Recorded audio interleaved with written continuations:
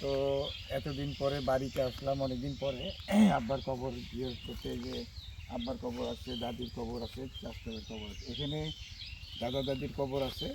তো পুরানো বাড়ি, এবার হয়তো বাইক নিয়ে ঢুকে গেছি। এই যে বাইক নিয়ে বাড়িতে ঢুকছি, এতদিন যাওয়া যায় নাই।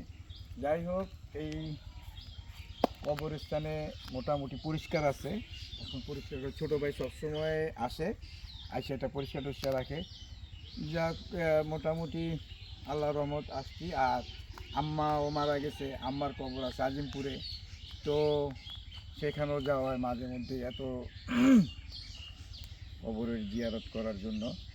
তো এই আর কি, বাড়ির অবস্থা একদম, এখানে কেউ থাকে না, আমরা নতুন বাড়িতে থাকি। তো আব্বার কবর একটু আসলাম, জিয়ারত করলাম।